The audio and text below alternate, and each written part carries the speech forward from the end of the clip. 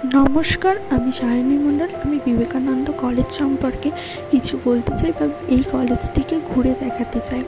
প্রথমে বলি, বিবেকানন্দ কলেজটির প্রতিষ্ঠা 21শে আগস্ট 1950 সালে বরিশা কলেজ নামে এটি প্রতিষ্ঠিত ছিল। পরবর্তী সময়ে 1956 সালে সরকার অনুমোদনে নাম বদলে এটি বিবেকানন্দ কলেজ হয়। 1959 সালে বর্তমান ডায়মন্ড হারবার রোডের ঠাকুরপুকুরে এটি অবস্থিত। এই কলেজটির আয়তন 6.17 একর।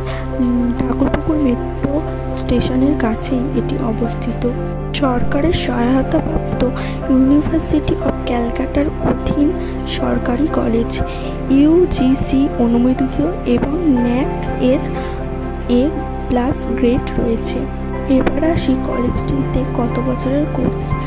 3 এবং 4 বছরের কোর্স রয়েছে ইউজিতে।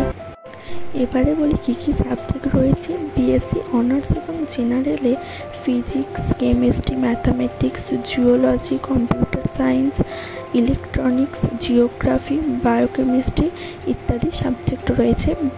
এবার বলি বিএ অনার্স এবং জেনারেলে। বিএ অনার্স এবং জেনারেলে রয়েছে English, Bengali, history, philosophy, political science, journalism ইত্যাদি সাবজেক্ট রয়েছে। বিকম অনার্স এবং জেনারেলে রয়েছে অ্যাকাউন্টেন্সি এবং ফাইন্যান্স স্ট্রিম ইত্যাদি সাবজেক্ট রয়েছে। আরও একটি কোর্স আছে 2 বছরের কোর্স, যেটা হলো PG course. MA Bengali history এবং এমএসসি ফিজিক্স জিওলজি, এটা হলো পিজি 2 বছরের কোর্স। পিজি 2 বছরের কোর্সটি শুরু হয়েছিল 2016 সাল থেকে 2017 সালের মধ্যে। এরপর আসি ভর্তি ফিস।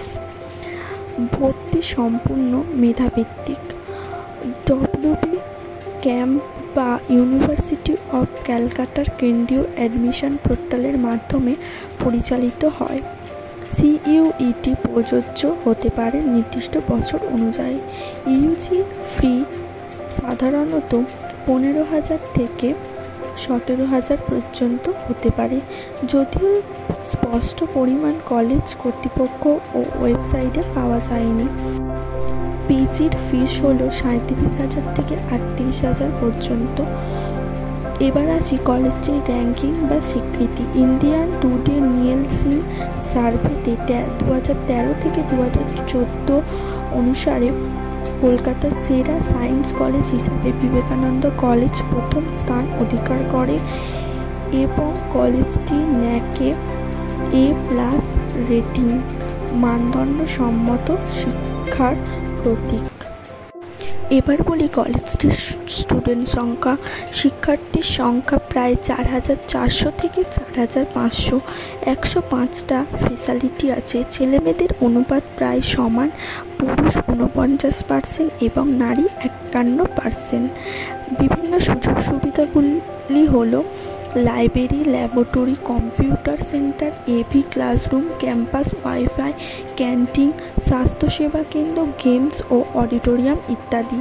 এবং আরও একটি সুযোগ আছে বিবেকানন্দ কলেজে, যেটা হলো ব্যাংক বুক।